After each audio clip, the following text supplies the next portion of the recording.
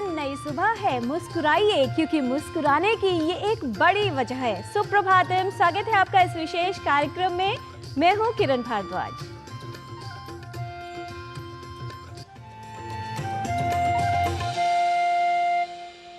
समय से पहले बोले गए शब्द और मौसम से पहले तोड़े गए फल दोनों ही व्यर्थ हो जाते हैं। इसीलिए सही काम को सही समय पर करना ही उपयोगी होता है। सबसे प्रसन्न व्यक्ति वो होता है जो सही समय पर अपनी समस्याओं का समाधान पूर्ण परिश्रम से निकाल लेता है। इसलिए समय चाहे कितना भी कठिन हो, अपनी आंतरिक प्रसन्नता को कभी नष्ट नहीं करना चाहिए, क्योंकि यही प्रसन्नता हमें आगे बढ़ने की प्रेरणा देती है और कठिन परिस्थितियों में भी हमारा मार्गदर्शन करती है। आज का पंचांग युगाब्द 5126, विक्रम संवत 2081, शक संवत 1946, दक्षिणायन, कार्तिक मास, शुक्ल पक्ष, एकादशी तिथि, मंगलवार, पूर्वा भाद्रपद नक्षत्र। आज का दिन सभी के लिए मंगलमय हो। प्रसन्नता बाहरी परिस्थितियों पर नहीं, अपितु हमारे मानसिक दृष्टिकोण यानी हमारी आंतरिक स्थिति कैसी है इस पर निर्भर करती है, और हमारा दृष्टिकोण संचालित होता है विचारों द्वारा। सकारात्मक विचार ही हमारे अंदर सकारात्मकता और प्रसन्नता को पोषित करते हैं, साथ ही किसी भी परिस्थिति में हमें प्रेरणा देते हैं और सही तरह से आगे बढ़ने का मार्ग भी प्रशस्त करते हैं। सकारात्मकता बनाए रखने से प्रसन्नता भी मिलती है और उचित समाधान भी। इसीलिए आवश्यक है कि अपने मानसिक स्थिति को प्रसन्न रखने के लिए ऊर्जा का संचार होता रहे, और इसके लिए उपयोगी हैं सकारात्मक विचार।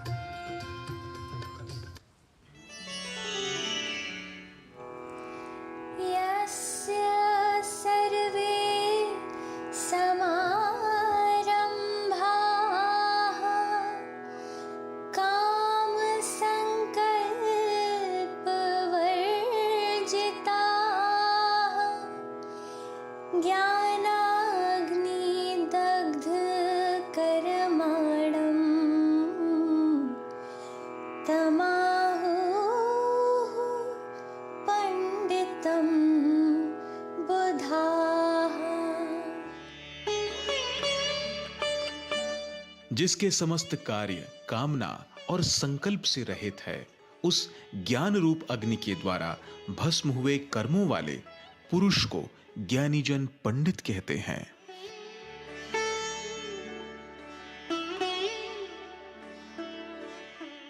The wise call him a sage, for whatever he undertakes is free from the motive of desire, and his deeds are purified by the fire of wisdom. Bharat मुनि प्रणीत नाट्य शास्त्र को समस्त कलाओं का कोश कहा गया है। संसार में ऐसा कोई ज्ञान, शिल्प, कला, योग नहीं जो इसमें सम्मानित न हो, यानी इसमें सम्मिलित न हो। इसीलिए कहा जाता है कि भारतीय ज्ञान परंपरा एक अनमोल धरोहर है, जिसके विषय में सभी को जानना चाहिए। तो आइए देख लेते हैं संसार में भारत का गौरव बढ़ाने वाली भारतीय ज्ञान परंपरा को दर्शाने वाली नाट्य शास्त्र पर आधारित हमारे सहयोगी नीतीश भारद्वाज की ये विशेष रिपोर्ट।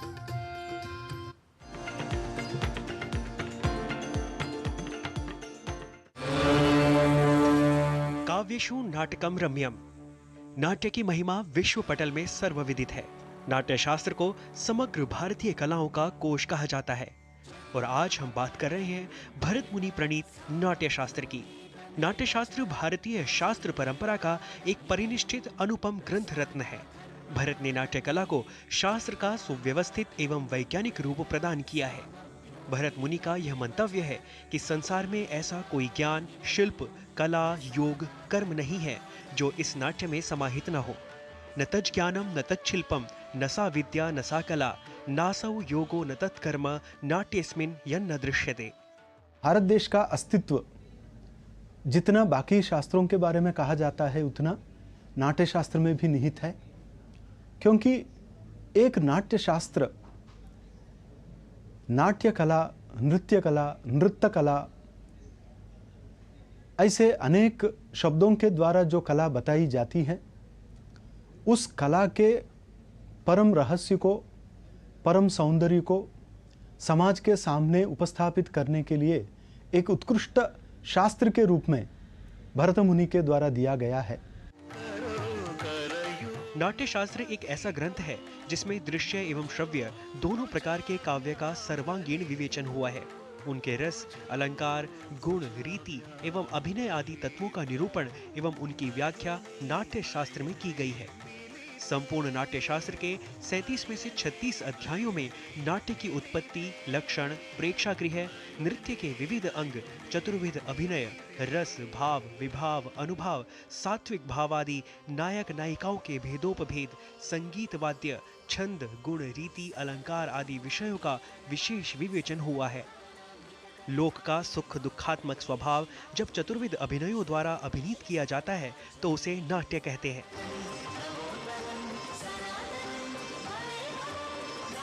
शोक संतप्त के लिए धैर्य, रोग पीड़ितों के लिए मनोविनोद, श्रम से थके हुए के लिए सुख प्रदान करने वाला यह नाट्य ही है। नाट्य शास्त्र में प्रायः सरल संस्कृत भाषा का ही प्रयोग मिलता है। यद्यपि इस ग्रंथ को नाट्यवेद कहा गया है, तथापि इसकी भाषा वैदिक नहीं है। वाल्मीकि रामायण की भाषा की भांति इसकी भाषा सरलता से समझ में आती है और इसमें अधिकांशतः अनुष्टुप छंद हैं। सात्विक एवं आहार्य अभिनय के प्रकरणों में मूर्छादि भावों एवं वेशभूषादि उपकरणों तथा उसके अभिनय प्रकारों का जो विवेचन किया गया है वह अन्यत्र दुर्लभ है।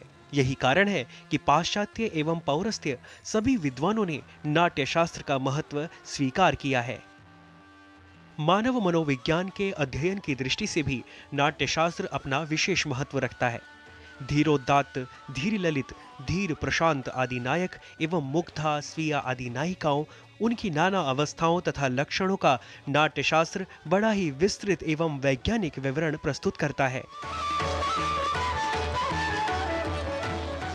नाट्य शास्त्र की आज की प्रासंगिकता इतनी है कि अभी भी लंदन में मृच्छकटिक का प्रदर्शन किया जाता है, अमेरिका में ऐसे कई नाटकों का प्रदर्शन हो रहा है और भरत महामुनि ने ईस्वीसन पूर्वी उस समय में जिस प्रकार से उसको शास्त्रबद्ध किया, उसी से पता चलता है कि आज के ड्रामेटर्जी क्षेत्र में भी उसका महत्व है कि एक साधारण इतिवृत्त को लेकर उसे एक प्रदर्शनीय दृश्य रूप में लाने के लिए क्या क्या किस प्रकार की मेहनत करनी पड़ती है और उसके बाद उसमें क्या क्या हमें जागरूकता लेनी है और बाद में प्रदर्शन कैसा होना चाहिए। इस प्रकार से एक सौंदर्य के प्रकटीकरण में एक परिपूर्णता लाने की दृष्टि से नाट्य शास्त्र जिस प्रकार से हमारे सामने आया है, उस नाट्य शास्त्र के अध्ययन के द्वारा हम आज के प्रदर्शन कलाओं में भी बहुत सुधारणा ला सकते हैं, बहुत सौंदर्य ला सकते हैं और इन कलाओं को हम और भी प्रभावी बना सकते हैं। नाट्य शास्त्र से ही भारत द्वारा विकसित एवं समुन्नत नाट्य कला का परिचय मिलता है। नाट्य में संबंधित अनेकानेक विषयों का जितना विशद एवं सूक्ष्म विवेचन नाट्य शास्त्र में मिलता है, उतना संभवतः विश्व के किसी भी नाट्य शास्त्र में नहीं मिलता। नाट्य शास्त्र के विषय विवरण से स्पष्ट है कि तत्कालीन भारतीय समाज केवल धन धान्य से ही समृद्ध नहीं था, अपितु विद्या और विशेष रूप से वास्तु, शिल्प, मूर्ति, चित्र, संगीत, नाट्य, नृत्य एवं काव्य आदि कलाओं में भी पारंगत था। नाट्य शास्त्र नृत्य एवं संगीत शास्त्र का अत्यंत ही विशद वर्णन प्रस्तुत करता है। उसमें एक और जहां आंगिक अभिनय के प्रकरण में एक एक उंगली एवं आंख की बरौनियों तक अभिनय प्रकार का सूक्ष्माति सूक्ष्म निरूपण हुआ है, वहीं दूसरी ओर वाचिक अभिनय के प्रकरण में अक्षर एवं उनकी मात्राओं तक के उच्चारण का विधान है। इससे यह सिद्ध होता है नाट्य कला में भारत ही विश्व का अग्रणी रहा है। नाट्य शास्त्र हमारी प्राचीन सभ्यता एवं संस्कृति का परिचय देते हुए अपनी उन विशद ज्ञान सामग्री को हमारे सामने उपस्थित करता है। नाट्यशास्त्र भारत के उन महाग्रंथों में से एक है जिन्होंने संसार में भारत के गौरव को बढ़ाया है। Nitish Bharadwaj, TD news.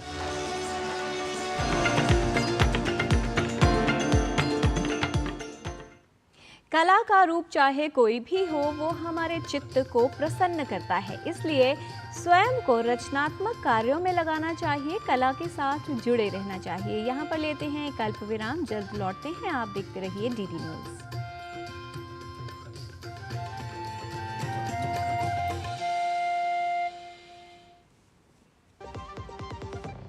खुद को पैम्पर करिए MDH बादाम रोगन के साथ, जो आपको संवारे, निखारे और नरिश करे।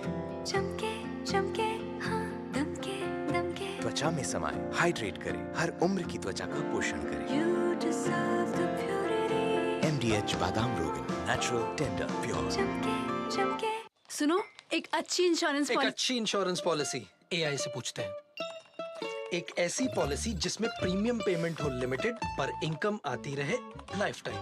LIC का जीवन उत्सव। एक ऐसी पॉलिसी जो दे होल लाइफ इंश्योरेंस कवर भी। LIC का जीवन उत्सव।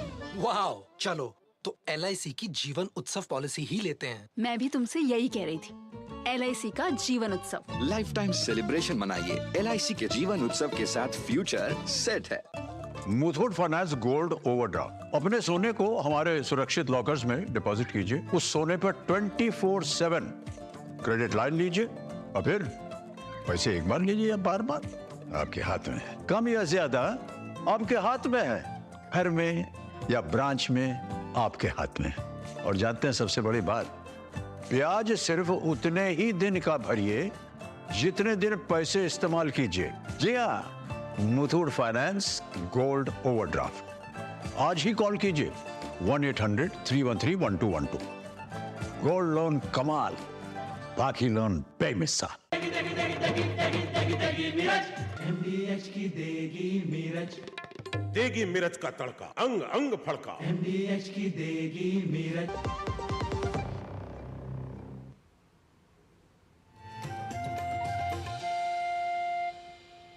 ब्रेक के बाद आपका स्वागत है।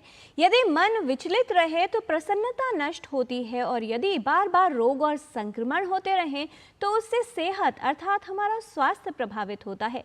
निमोनिया एक ऐसी समस्या या संक्रमण है जो काफ़ी लोगों को प्रभावित करता है। इसका प्रभाव सामान्य लक्षण जैसे सर्दी, जुकाम, बुखार से लेकर गंभीर भी हो सकता है और व्यक्ति के जीवन के लिए खतरा उत्पन्न कर सकता है। आज है विश्व निमोनिया दिवस। आइए समझ लेते हैं कि कैसे निमोनिया के संक्रमण से बचाव किया जा सकता है, इसकी संभावना को कम किया जा सकता है।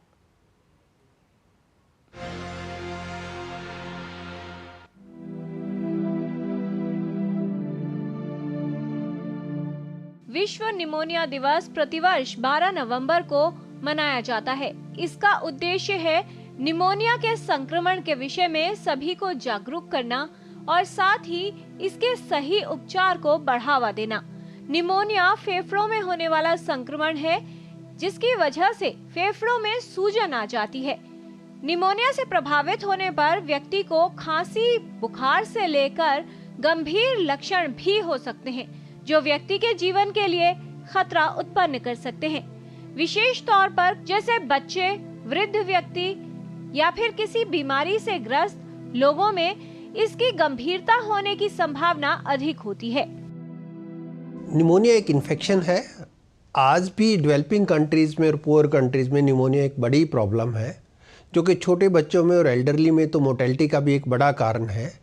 निमोनिया आमतौर पे स्टार्टिंग में वायरल इलनेस के साथ शुरू होता है, लेकिन जब सेकेंडरी इन्फेक्शंस बैक्टीरियल हो जाती हैं तो लंग्स के अंदर बैक्टीरियल इन्फेक्शन की वजह से निमोनिया डेवलप हो जाता है।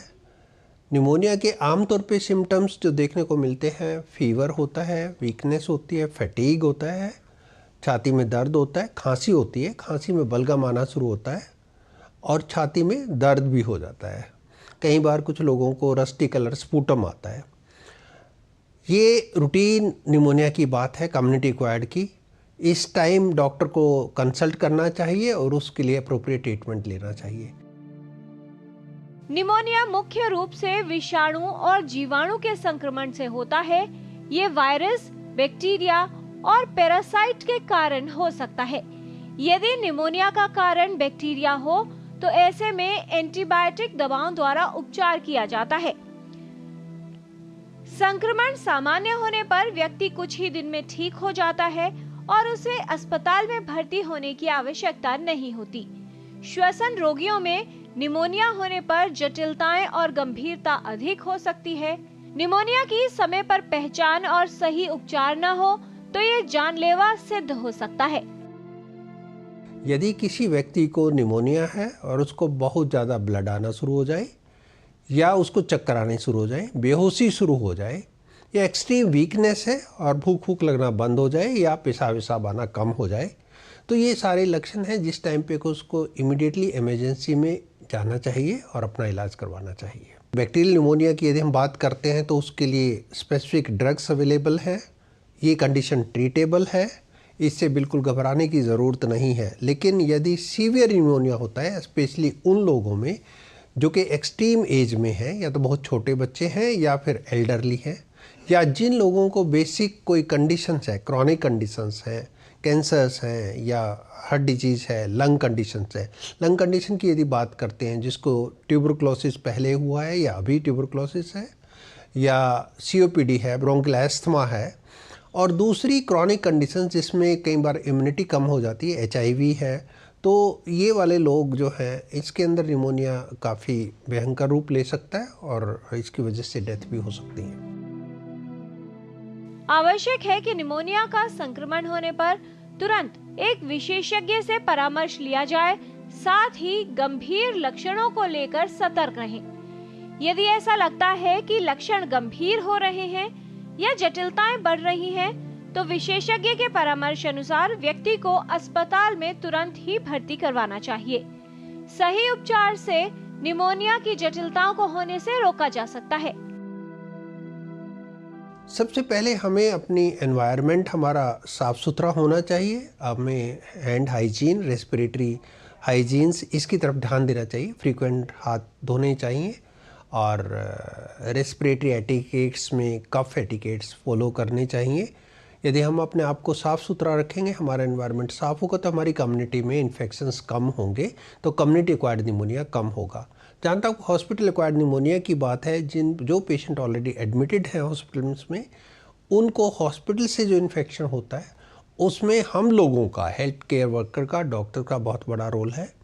हमें proper SOPs hospital acquired infections रोकने के लिए फॉलो करने चाहिए और पेशेंट को भी अवेयर करना चाहिए, उसको समझाना चाहिए। जो पेशेंट कंटेजियस होता है उसको आइसोलेट करके और हेल्थ केयर वर्कर को उस पेशेंट की स्पेशल इंस्ट्रक्शन देनी चाहिए।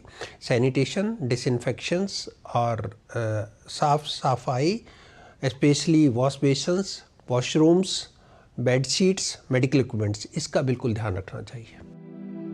निमोनिया के लक्षण समय पर पहचान लिए जाएं तो इसका उपचार आसानी से हो सकता है। गंभीरता न बढ़े, इसके लिए निमोनिया का सही उपचार करवाना चाहिए। सावधानी रखें जिससे निमोनिया की संभावना को कम किया जा सके।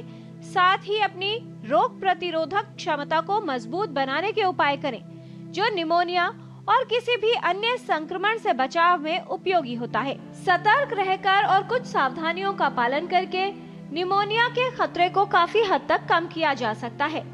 किरण भारद्वाज, DD न्यूज। निमोनिया से फेफड़े प्रभावित होते हैं और प्राणायाम करने से फेफड़ों की कार्यक्षमता बढ़ती है। इसलिए श्वसन तंत्र को मजबूत बनाने के लिए, श्वसन रोगों से बचाव के लिए आइए देखते हैं योग किस प्रकार सहायक सिद्ध हो सकता है। हमारे लंग्स, हमारे फेफड़े पूरा दिन, पूरी रात, हर समय काम करते हैं और बहुत सारे कारणों से, गलत खान पान, गलत पोस्चर होल्ड करना, गलत एनवायरनमेंट में रहना, बहुत अधिक प्रदूषण में रहना, बहुत अधिक धूल में रहना, और भी बहुत सारे कारणों से, कभी कभी कुछ मेडिसिन के साइड इफेक्ट, कुछ रोगों के कारण हमारे लंग्स की हेल्थ डिटेरियोरेट होती चली जाती है। हमारे फेफड़े अच्छे होंगे तो शरीर में ऑक्सीजन का फ्लो बढ़ेगा, ऑक्सीजन का फ्लो बढ़ेगा तो ब्लड का फ्लो अच्छा होगा, अबाधित रूप से होगा, और जब ऑक्सीजन का फ्लो शरीर में बेहतर होगा तो आप हर रोग से लड़ने की क्षमता जागृत कर लेंगे। आज हम अपने लंग्स की कैपेसिटी को बढ़ाने के लिए कुछ सरल से अभ्यास करते हैं। सबसे पहले हम सीखेंगे उत्थान मंडूक आसन का अभ्यास। बहुत सरल है, प्रत्येक व्यक्ति कर सकता है। हाँ, बस जिनको घुटनों में बहुत अधिक दर्द है वो इसका अभ्यास नहीं कर सकते हैं, बाकी सब कर सकते हैं। वो भी कोशिश तो करें, ये सोच लेना कि अरे अरे मुझे तो ये समस्या है तो मैं तो ये कर ही नहीं सकता हूँ, ये कोई अच्छी बात नहीं है। इस तरह से वज्रासन में आ जाना और दोनों पैरों के बीच में ऐसे आप गैप दे देंगे, दोनों पैरों के बीच में गैप दे दीजिए। दाएं हाथ से बाएं कंधे को छूना, बाएं हाथ से दाएं कंधे को छूना। इस स्थिति में आप देख रहे हैं लंग्स का पूरा एक्सपेंशन है। इस स्थिति में 5 बार लंबी गहरी सांस लेना।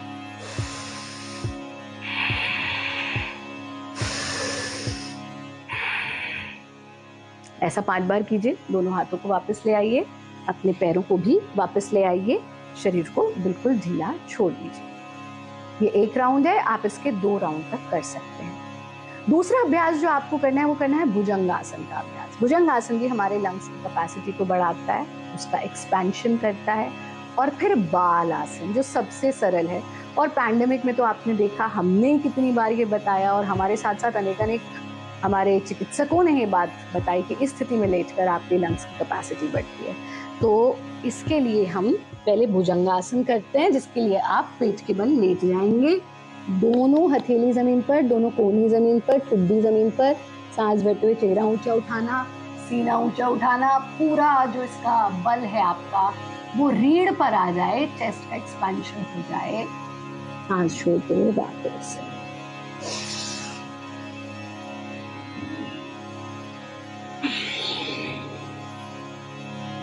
दोनों हाथों का तकिया बनाकर शरीर को ढीला छोड़ दें। इसका अभ्यास आप 3 से 5 बार तक कर सकते हैं। बाल आसन के लिए दायां पैर सीधा रहेगा तो दायां ही हाथ सीधा कर लीजिए, बायां हाथ 90 डिग्री पर ले आइए तो बाएं पैर को भी 90 डिग्री पर ले आइए।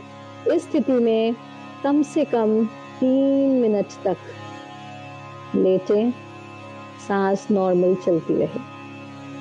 इस 3 मिनट की अवधि में आप इसे दूसरी ओर भी दोहरा सकते हैं। छोटे से बालक की तरह बाल आसन का अभ्यास। वापस कैसे आएंगे? हाथों का सहारा लेकर के धीरे से अपने आसन में बैठ जाना। कुछ चीजों का ध्यान रखेंगे, जैसे कि रात्रि में बहुत अधिक वर्कआउट ना करें। रात को वॉक पर जाने से उतना लाभ नहीं है जितना आप प्रातः काल वॉक पर जाएं, प्रकृति के सानिध्य में समय बिताएं।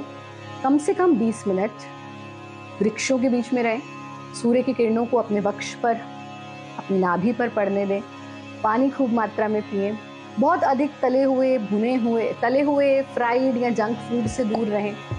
कोशिश हमको ये करनी है कि हम सात्विक आहार लें। हमारा कार्यक्रम नियमित रूप से देखते रहें। योगी बने, उपयोगी बने। तो सब अपने स्वास्थ्य को बेहतर बनाए रखने के लिए योग और व्यायाम को अपने जीवन में सम्मिलित करें, लेकिन यदि प्रदूषण का स्तर अधिक हो उस समय आप बाहर जाकर व्यायाम करने से बचें, जिससे आपकी सेहत और भी बेहतर रहेगी। और अब बात कर लेते हैं संस्कृत की। संस्कृत का ज्ञान लेने के लिए आइए चलते हैं हमारे सहयोगी नारायण दत्त मिश्र के साथ संस्कृत पाठशाला में और दूर करते हैं कुछ त्रुटियों को, सीखते हैं कुछ शब्दों का शुद्ध लेखन, शुद्ध उच्चारण।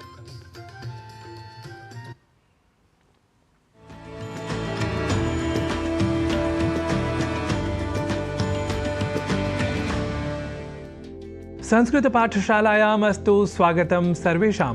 नारायण दत्त मिश्रः अहं प्रणमामि सर्वान्। संस्कृत पाठशाला में आप इन दिनों जान ले रहे हैं कुछ वैसे शब्दों के शुद्ध उच्चारण एवं शुद्ध लेखन के बारे में जिन्हें हम अशुद्ध रूप में लिख और बोल जाया करते हैं। साधारण रूप से इसका कारण शब्दों की प्रकृति और प्रत्यय न जानना कहा जा सकता है।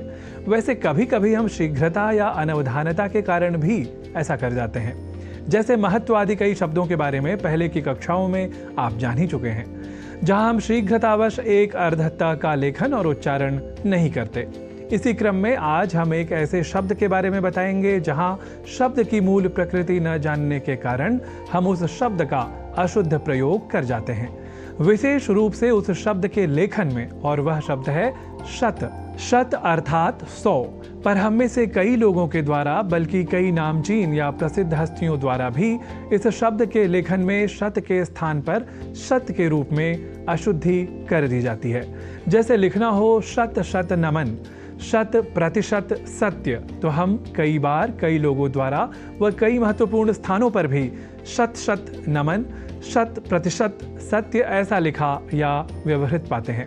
तो शत इस शब्द से बने वाक्यों के अभ्यास से हम इस अशुद्धि को स्वयं से दूर रख सकेंगे। इस उद्देश्य के साथ प्रस्तुत हैं कुछ वाक्य। आज का हमारा पहला वाक्य है, आज है देव उठनी एकादशी और इस दिन का विशेष महत्व है हमारी संस्कृति में, क्योंकि कहा जाता है कि इसी दिन भगवान श्री हरि विष्णु 4 माह के बाद अपनी योग निद्रा से जागते हैं। इस दिन के बाद मंगल कार्य शुरू हो जाते हैं और इस दिन व्रत विधान उपवास करने से उसका फल ऐसा होता है जिस कहा जाता है कि 1000 अश्वमेध यज्ञ करने के समान है। साथ ही इस दिन दान करने का भी विधान है जिससे अक्षय फल की प्राप्ति होती है। दिव्य शक्ति हमारे हृदय में प्रसन्नता लाती है और प्रसन्नता एक ऐसी चीज है जो बांटने से बढ़ती है। सबसे अधिक प्रसन्न व्यक्ति वो है जो दूसरों को प्रसन्न रखने के लिए कार्य करता है। इसी को निस्वार्थ प्रेम कहा जाता है। यदि जीवन को सुखद बनाना है तो उसके लिए आवश्यक है कि मस्तिष्क और मन में सत्यता रखी जाए, हृदय में पवित्रता रखी जाए और मन में प्रसन्नता रखी जाए। आप प्रसन्न चित्त रहिए और जीवन में प्रगति करते रहिए। आज के कार्यक्रम में इतना ही। हमारी पूरी टीम को दीजिए अनुमति। नमस्कार।